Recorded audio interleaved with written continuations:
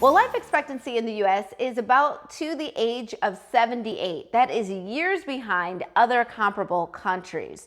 And with the coronavirus pandemic ongoing, Americans are eating more, they are moving less, and they are more stressed, all which can contribute to a lower lifespan. We have Dr. Brian Kennedy here to help. Thanks so much for joining us.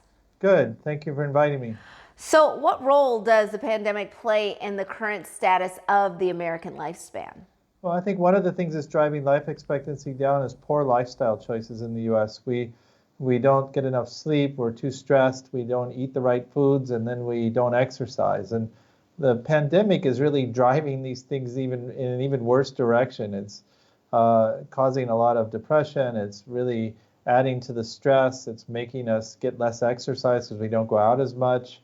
We're not having as good sleep habits. And so I think not only is aging a risk factor for the virus, but the virus is probably, the pandemic anyway, is probably helping to drive the aging process at the same time. Sleep and human connection are two of the most important factors to increasing longevity. How can we get better sleep and still stay connected safely? Yeah, these are critical issues. They've always been critical in the elderly population who have trouble with sleep and aren't as connected as they should be. They're often very lonely. But the pandemic is driving that in the whole population now, and so it's even more important. And so, I can say things like staying positive, and I think that's an easy thing to say and a hard thing to do. I would really encourage mindfulness strategies like meditation, yoga, and I think there are lots of ways to get it. I get it with long runs, but the important thing is you get some self-awareness of what's going on in your own brain, deal with some of the stress, and also adopt other healthy lifestyle choices. One of the books you might look at is called Be Your Own Harmonist by Lola Till. And it's important thing about it is it's a personal journey. She's not a doctor. She's just a person who decided to figure out a way to get healthier lifestyle in her own life. And it's about the process of her doing that. And so it doesn't read as a prescription for what to do as much as it is a roadmap for how to get there yourself. And that might be something that's very helpful because finding sustainable changes is so important right now. Well, many people are concerned that their food and exercise habits have changed over this time that we've been quarantined during this pandemic. Are there any solutions for getting back on track?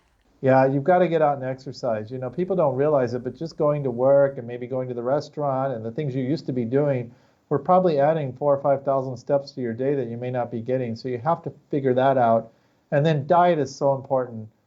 People are overeating so much in the United States, and the pandemic is only making the choices of food we make even worse. We tend to get more toward comfort food and fast food, which is the very unhealthy.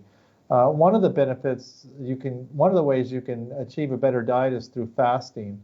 That means going periods of time, maybe during the day where you're not eating. Some people choose to eat within an 8-hour window each day and fast for 16 hours.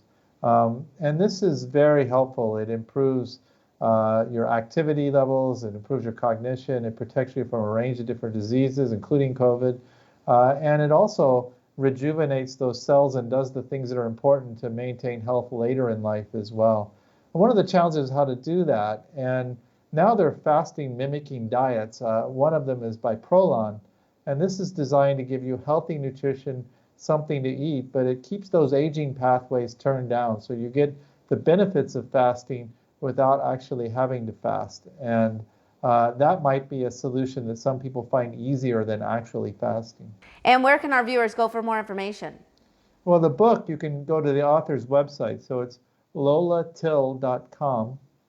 For the diet, it's prolonfast.com/healthy aging. All right, Dr. Brian Kennedy, thank you so much for being with us. Really appreciate it. And we'll be right back with more Midday Maryland right after this. Stay tuned.